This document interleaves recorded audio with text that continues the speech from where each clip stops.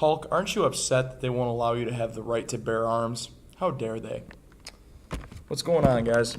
I'm in my classroom this morning. I'm doing a video on the Second Amendment, the right to bear arms by all Americans. I would first like to quote the very own Constitution. Amendment number 2, a well-regulated militia being necessary to the security of a free state, the right of the people to keep and bear arms shall not be infringed or not should be taken away.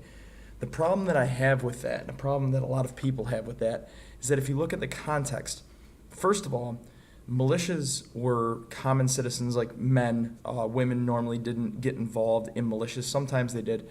But when you look at militias, they were volunteers. They were kind of the backwoodsy farmers. They weren't traditional soldiers.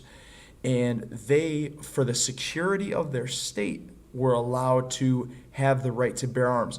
Notice how it didn't say the private citizen. Notice how it didn't say all people. Yes, it did say the right for people, but it said a well-regulated militia for the use of the protection of the state. So a lot of people that try to advocate for gun legislation or against it really are wrong right off the bat because of the fact that they're trying to advocate for something that people have lost the meaning for. Before it was if you were a part of the militia, you had the right to have arms because you had the weapon to protect your state.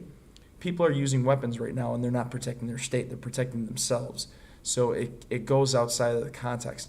So that was the first source that I would like to bring up. I'd also like to bring up a source by Anna Persky, and it's called An Unsteadied Finger on Gun Control Laws. So you have a couple major court cases in Columbia v. Heller. Columbia v. Heller wanted people to possess a firearm, but inside of their home, so a private individual can possess a firearm within their house for the security of their house. However, it was just applied to the federal enclaves and just at the federal level. When you get into McDonald v. Chicago, that goes in and applies. It's the same idea of gun legislation, but it applies it to the state level, so people can own guns at the federal level and at the state level. Now, if you keep looking into that source, according to Duke Assistant Law Professor Joe Blocker, he says that gun laws are constitutional because you hear gun advocates always say, well, it's unconstitutional, it's against the Constitution to infringe upon our rights to own guns. And there are a lot of law professors that says if you take it to court, that gun legislation will be upheld. And there have been numerous laws that have been put towards the judicial system, 260 to be exact, according to that same source, in which all of the laws were upheld. So you can see that there's a lot of gun legislation, but there's a lot of people that are not willing to go the extra mile and continue the fight. Another one is Bateman v. Purdue, where you have North Carolina having the open carry, being able to carry ammunition and a gun during times and states of emergency. But I think people have to get back to the context. Another source that I have is a review by Roland Martin of Richard U. Villers and William Silence. It's entitled The Militia and the Second Amendment and How the Second Amendment Goes Silent. And then again, it goes out that source goes into saying that the context is not it's out of whack. The context that people read the Second Amendment in is not correct. If you look at it, it originally is meant just for the militia, not for regular citizens. Now, court cases have changed that. But the last thing that I would like to add is that the fact that the gun use outside